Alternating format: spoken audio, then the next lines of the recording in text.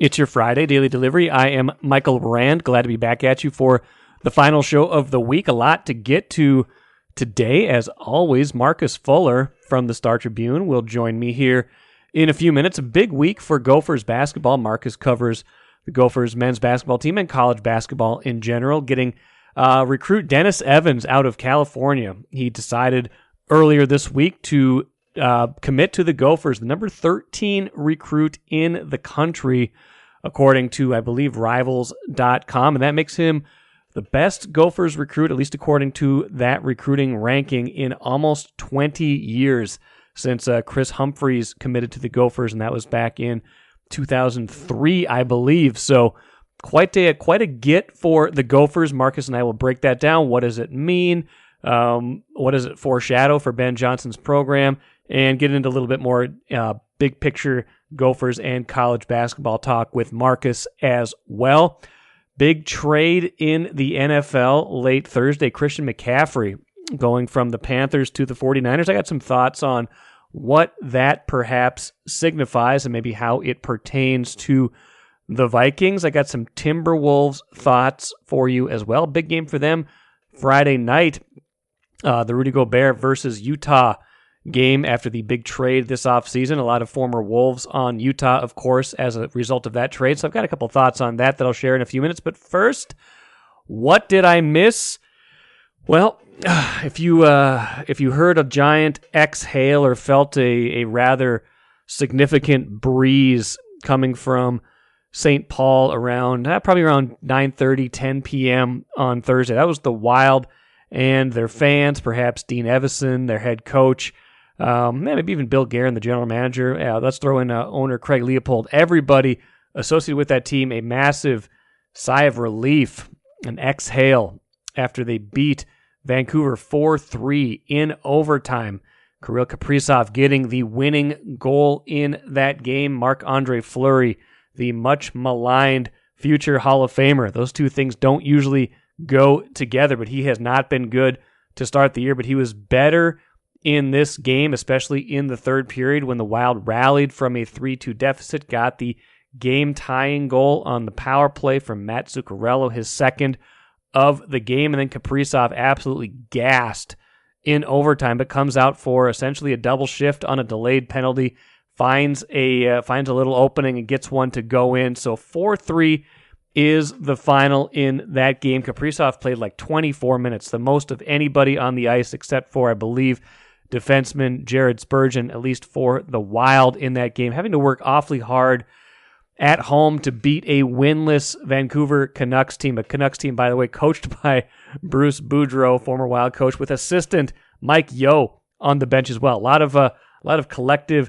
Minnesota coaching history going against each other in that game. But, by and large, I don't think it was still exactly the game the Wild wanted to play. And I was gratified to hear Evason say that after the game, because I worry sometimes that when a result comes, everything feels like it's okay. His message was, there's still a lot to clean up, but hopefully getting that one win allows them to play a little bit more free and easy, gets them to be the team he wants to see. Let's hear from Dean Evason post-game here. I mean, he still saw a lot of signs of, I don't even know what you call it, mental fatigue maybe, just the situation. But, to get a win like that, you just believe or hope and believe that that'll push us forward to do what we do. We still lost our composure in a lot of areas in tonight's hockey game, which is, uncharacteristic, but I guess probably expected when, we're squeezing so tight. So hopefully this allows us to loosen up a bit. And again, still some troubling signs in this game, especially Jordan Greenway going out, making his debut, plays only like 3 minutes, 6 shifts, gets injured again in the first period. That's part of the reason why Kaprizov had so many shifts in this game. All the forwards essentially double shifting or getting rotated in with only 11 healthy forwards after Greenway's injury. But so that's a major blow. We'll see. He's not going to play their next game, and now they hit the road for a while. He's not going to play that next game. We'll see when he is able to come back. At least it sounds like it's not the same injury that was keeping him out of the start of the year. So that's at least a good sign for the Wild. But nonetheless, that's troubling because you'd hope that line with Eck and Foligno and Greenway would get going. That's going to be on the shelf for a little while. If you're on Marco Rossi watch, he played a career-high 11 minutes in Thursday's game, but still not much of a factor, still not getting a whole lot of run. Did get a little bit of power play time, but didn't seem to be much of a factor in that game, so we'll watch that going forward, although I suppose with the Greenway injury, I imagine he'll stay in the regular lineup at least for a while as they wait for that and see if he can get something going, but that piece of it, not great. And the defensive zone coverage still not where they need it to be. I think Fleury played better, but still gave up 3 goals in the game. Bottom line, though, is they get a win in this game. They badly need a win. You can't go 0-4 in 4 home games to start the season and expect to, not be chasing those games for at least half the season. Like, this takes a little bit of the pressure off them, at least maybe lets them play, like Dean Evason was saying, maybe gets them back into their game a little bit more. So it's a bottom line thing. It's a bottom line sport. I still don't think they're playing their absolute best, but they got their superstar Kirill Kaprizov to show up when it mattered most. They got some timely saves from Fleury, so there's some positive steps in the right direction. And at the end of the day, a win's a win. Just like the Vikings, you're not going to argue with how you got there. You're just going to say thank you for getting back in the win column and see where you can get to from there. Speaking of 2 points badly needed, one thing I want to see from the Wolves when they face Utah at Target Center on Friday night is a little bit more easy stuff for Karl-Anthony Towns and Anthony Edwards. Both those guys seem to get lost a little bit in the opener on Wednesday. It was kind of the Rudy Gobert show. The pick and roll with Gobert and D'Angelo Russell was working well. I liked that in crunch time. I liked seeing what it looks like to have a big, capable center in the middle of things, defending in those crunch time minutes, taking away a lot of those easy shots. But I do feel like as this season goes along, they're going to need Towns. They're going to need Edwards, of course. There's just still 2 of their 3 best players. I want to see a little bit more of them in the flow of the offense, them figuring out where they fit into all this, where they fit into getting the open shots, when to drive, when to shoot. And maybe that means getting some easy post-ups, easy stuff early near the basket. That would be a nice thing to see because, Utah looked awfully good in that first game. Utah got a lot of the former Wolves players. Walker Kessler, a first-round pick for the Wolves that they traded to Utah as part of the Gobert trade. He had a nice debut. Jared Vanderbilt in the starting lineup for Utah, doing Jared Vanderbilt things for Utah. Malik Beasley had a good first game. They routed Denver in that opener. So this will not be an easy one. Utah kind of rebuilding on the fly, a popular concept around here. With both the Donovan Mitchell and Rudy Gobert trades, but they are not, the cupboard is not bare there. They got a lot of players in addition to picks in those 2 trades with the Wolves and Cleveland, so they will be a formidable task, and you would like to see the Wolves be able to start kind of getting everybody into that mix a little bit more. I know this is game 2. I know the offense is going to be a little bit clunky. I know the defense is probably ahead of the offense at this point, especially with Gobert and Jaden McDaniels in the mix, but would like to see some easy stuff for Towns and Edwards early to maybe get them going and get them feeling good about where they are going into the rest of this season. Take a playcation to Mystic Lake. With 24/7 gaming, the good times never have to end. And you can satisfy your cravings at our restaurants and bars. Or relax in one of our luxurious hotel rooms. Those that play together, stay together. And don't forget to join Club M so you can spark new memories and bask in the rewards along the way. Follow the lights to Mystic Lake, where every day is play day. Let's talk college basketball right now with Marcus Fuller from the Star Tribune. He does a great job covering all sorts of college basketball stories for us, but mainly the Gophers men's basketball team. Marcus, the big story this week, the Gophers getting Dennis Evans, the number 13 recruit in the country, according to Rivals.com. TCU was another finalist. He turned down, could have gone to Kansas, could have gone a lot of different places, but winds up with Minnesota. How big of a get is this for Ben Johnson and the Gophers? Oh, it's huge. I think that first of all, you can't tell by my voice. I had the same voice when my son was born. I'm a pretty low key guy, so you can't tell my voice, but I'm pretty excited about what they're bringing next season to the team. Arguably the best shot blocker in high school basketball. That's something that we've heard quite a bit around the Minnesota parts because of Chet Holmgren. Before he went to Gonzaga, he was swatting shots on an unbelievable level. And I would say that Dennis Evans is on that level as a shot blocker. He averaged 7 blocks a game in high school last year, had 5 games of 10 blocks or more, including a 16 block game, which his high school coach actually told me he had 20. But they had a few goaltends that were actually not goaltends. So wow. He's unbelievable rim protector, 7'7" wingspan. He just told me yesterday, first of all, he committed on Monday, but he told me on Monday that he has a 9'6" standing reach. Jeez. And his measurements, 7'7" wingspan, standing reach of 9'6", would have led the combine last year, the NBA draft combine, with his wingspan, and second in standing reach. So it's pretty close to what you see at the NBA level as far as length, even surpassing a lot of NBA centers. And, physically, he's got one more year to get bigger and stronger. He's slight in weight, just like Chet Holmgren was, although he's got a few pounds on Chet. He's about 215 right now, and got a lot of room to fill out.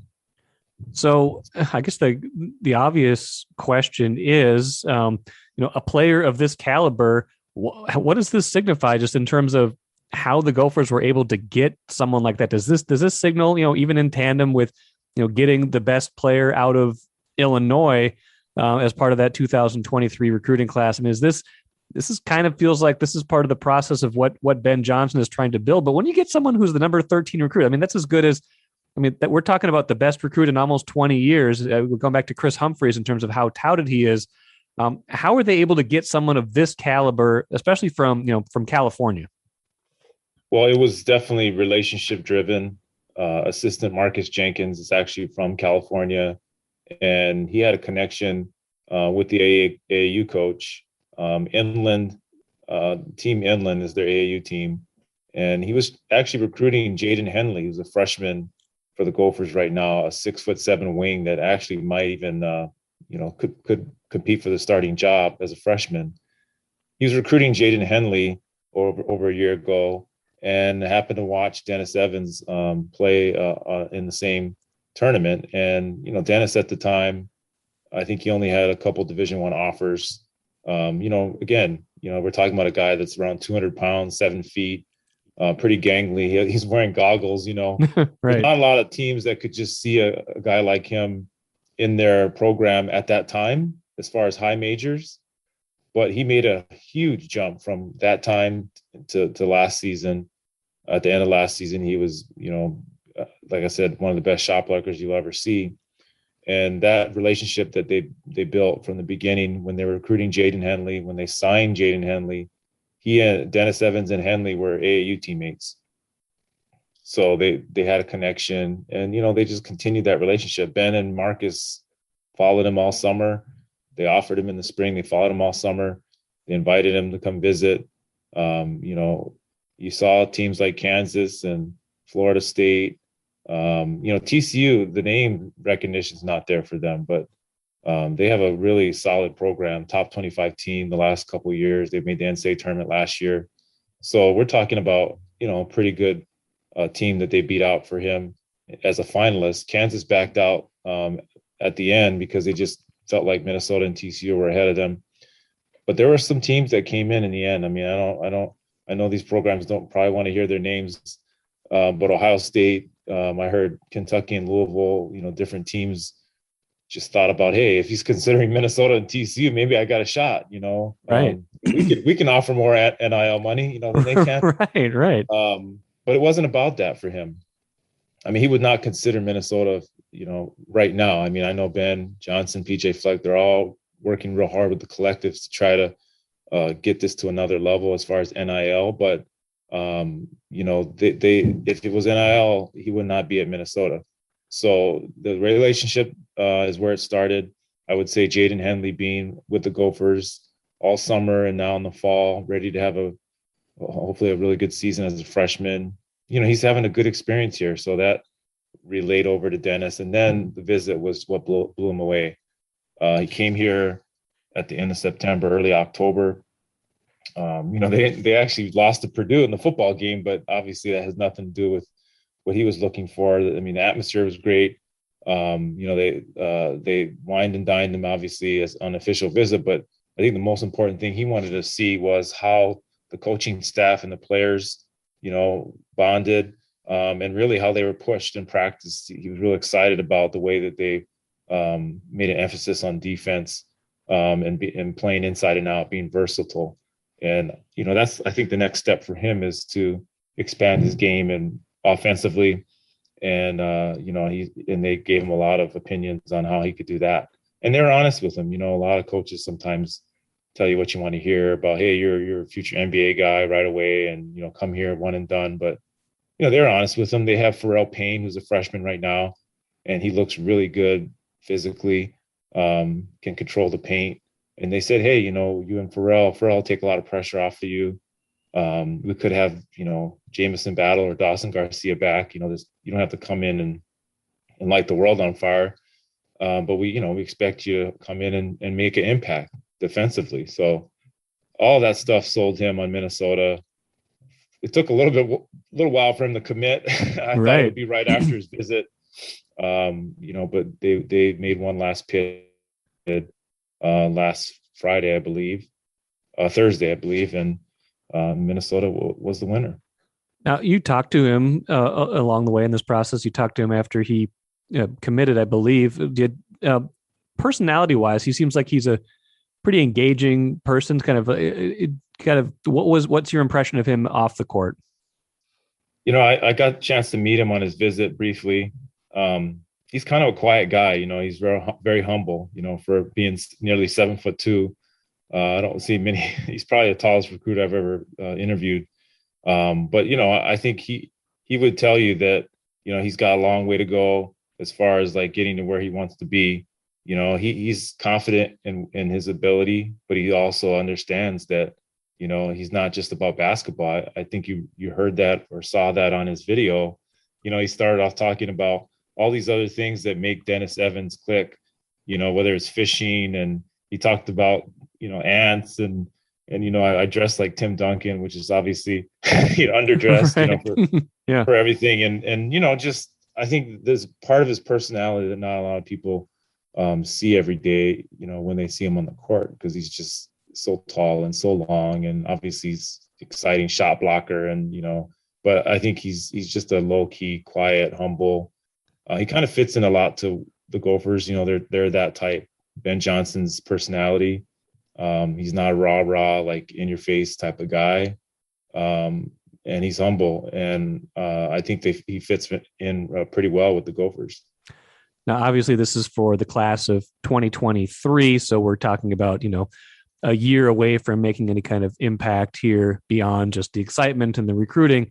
But this time of year, we're getting close to the start of the season anyway. Big Ten Media Day was here in Minneapolis last week. We've got Gophers Media Day here coming up on Friday. You've got scrimmages scheduled. They got a exhibition game in a couple weeks, and the real season starts in like 3 weeks. It's coming up fast, and I'm just kind of curious from your perspective. We saw what happened last year. They had maybe some unexpected success in non-conference play, but the depth of the team just kind of, they caught up to them, especially with the physicality of the Big Ten. What's the outlook this year? What should we expect in year 2 under Ben Johnson? Sure. One thing, lastly on that recruiting end, I did forget to mention Cam Christie. From Illinois. Yeah, his brother played at Michigan State, was a first-round pick by the Lakers. And I mentioned him just so I can segue into Michigan State. That was their season opener last year. We talked about the hot start that they had, and Michigan State, it was a humbling loss to them at home. This was a team that, they were undefeated, and, they felt like they showed pretty well that they could compete against some talented teams. Mississippi State, they beat on the road. Pitt struggled a little bit in the Big East, but that was on the road as well. So they thought they were going to be more competitive in that Michigan State game at home, and they weren't. But they bounced right back and they beat Michigan on the road. So this team, I think, as far as the start, the non-conference schedule is maybe not as tough as far as on the road. They don't play their Big East team on the road. They played DePaul at home.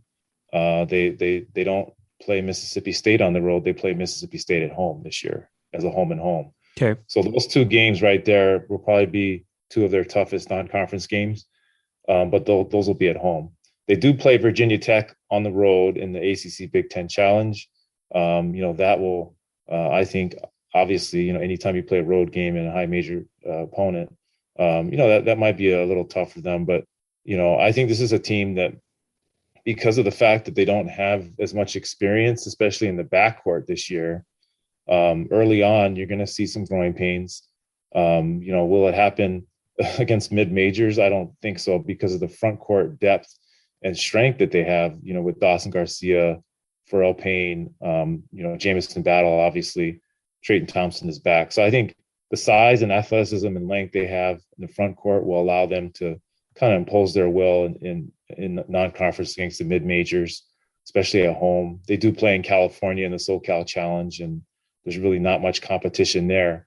But when you see them, like I said, go on the road versus Virginia Tech or playing against some of these high major teams, I think the backcourt, lack of experience, there's no one on this team in the guard positions that played in the Big Ten or played high major basketball last year. So that's going to really, that might expose them early. Yeah, that makes sense. I mean, and you mentioned that front court. I mean, Jamison Battle looks like he's kind of slimmed down even more a little bit this year. Looks like he's ready to go. He was, I don't think he was necessarily a surprise last year, because we knew from what he did at George Washington that he could score, but I think maybe he was better than advertised. And so now I guess the trick for him is follow that up, add to your game. How do you think he does that this year? Yeah, he might be playing a different position. Sure. He lost all that weight for a reason. I think, they wanted him to play on the perimeter a little bit more now because of that lack of depth at the guard position. Will he play the two guard? Possibly. I mean, he's got the length. It's whether or not he can defend. Obviously, he can shoot from the outside, but one of the best shooters in the Big Ten. But I think, can he defend? If they were to put a smaller combo guard on him, can he defend that guy? I think for sure, if Isaiah Enon was healthy, he's at 6'10". I think Ben Johnson was planning to put him at the starting two guard. So he's not afraid to have some size there. But I think that Talon Cooper, a Morehead State transfer at point guard, he's going to be the key to this offense. I mean, last year he was top 10, I think, in the nation in assists. And, he knows how to facilitate, but can he score enough in that backcourt spot? That might cause them to have to slide over and use Jamison in the two guard. And I think Braden Carrington is a name that a lot of people know because he was Minnesota Mr. Basketball, won a state championship. And then Jaden Henley, who I mentioned is a good buddy of Dennis Evans. Those two freshmen will have to play this year. They have to. One of them might even start at two guard. And, I think what we saw years ago, Gabe Kauscher as a freshman, starting, in the backcourt, on an NCAA tournament team. And you had Daniel Tu starting at center on the NCAA tournament team. You might actually see that this year with Pharrell Payne and one of the two guards. They might have to start two freshmen. And early on, they're going to have to lean on their veterans. They've at least got a little bit more continuity this time around, though. Just they're at least not scrambling to fill all of these transfer portal vacancies. I mean, they obviously, some of those guys they got to fill those roles were one and done, but they at least have the benefit of, I mean, this is Ben Johnson's real true first recruiting class. He came in kind of late in the game last year, and so now he kind of had a full year to bring these guys in, and then an even bigger, perhaps better class in 2023. So, I mean, based on that, it feels like that this is at least kind of like the point where you start to see some of his types of players, what he wants to run, as opposed to just, establishing a culture and hoping you can win some games. Exactly. Yeah. I mean, when you watch practice, this is a team with a lot of athleticism and length. It looks like a a high major basketball team, especially in the front court. I mean, they're, guys will be able to compete with the Dawson Garcia, who, he's looking to make the NBA, Jamison Battle. There's some scouts in to watch both of those guys. I wrote after Big Ten Media Day or during Big Ten Media Day that, the Big Ten's kind of looking for that next breakout star. Johnny Davis, Keegan Murray were those guys last year. They went from being bench warmers, but they were reserves for Iowa and Wisconsin, to being two of the best players in the country, All-Americans, lottery picks. Will there be that guy in the Big Ten this year? Ben Johnson said, why not Jamison Battle or Dawson Garcia? And if they do that, even with the youth that they have that need to play, this team all of a sudden is competing at a high level. And, when you come off a recruiting, season like they had with Dennis Evans, and then all of a sudden you're competing in the Big Ten, I mean, that's a lot of momentum for a program that was last place in the Big Ten last year.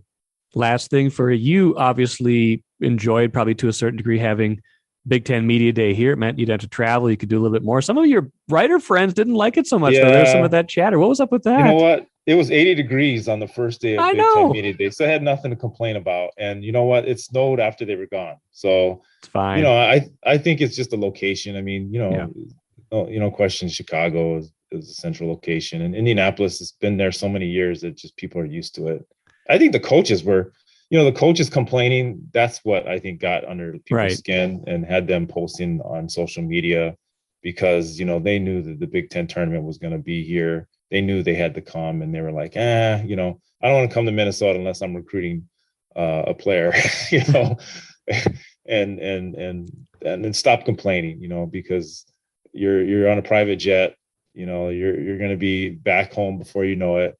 And then when the snow hits, we're going to be the ones still living here. So I don't want to hear any complaints. I don't want to hear it either. All I want to hear is a little bit of optimism right now. And it seems like there's a lot of it for this program. Marcus, anything else to report? Anything else you're working on before I let you go? No, I'm excited about the season. You mentioned the scrimmage coming up that they're playing. It's a secret scrimmage, so don't tell anybody. They're playing Colorado State. Dave Thorson and Nico Medved were coaching there just not long ago, and David Roddy was on that team, and now he's in the NBA. So I think the Gophers are glad that David Roddy's gone, so they don't have to face him at the barn coming up.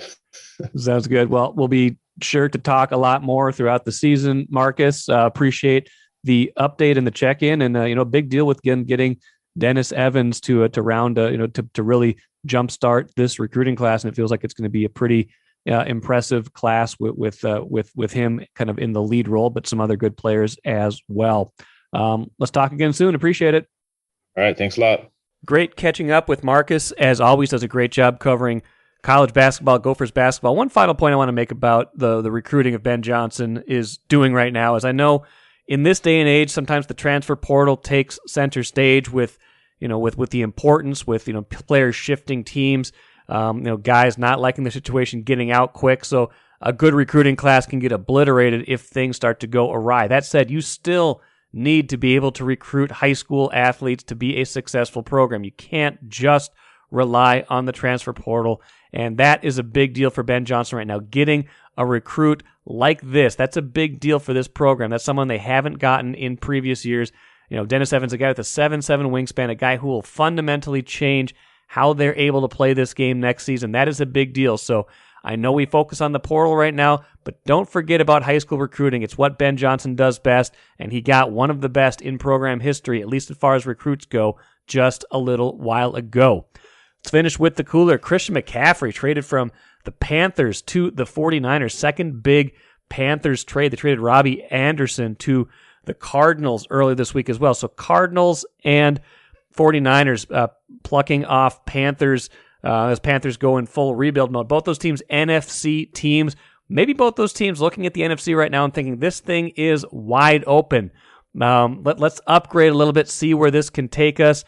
Cardinals won on Thursday night, got themselves back to 3-4. The 49ers in good shape. Maybe a Christian McCaffrey away from being a little bit more explosive on offense. That's certainly probably what they are hoping for. And, that speaks to the wide open nature of the NFC and where the Vikings are positioned right now at 5-1.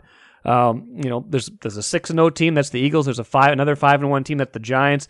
4-2 is the Cowboys. But besides that, Vikings sitting right there, and all those other teams in the same division. So Vikings have a very clear path right now. It's a long path. It's a long way to get to the finish line, but they have a very clear path on how good this season could be, on how wide open this division is, on how wide open this conference is. You see other teams trying to take advantage of that.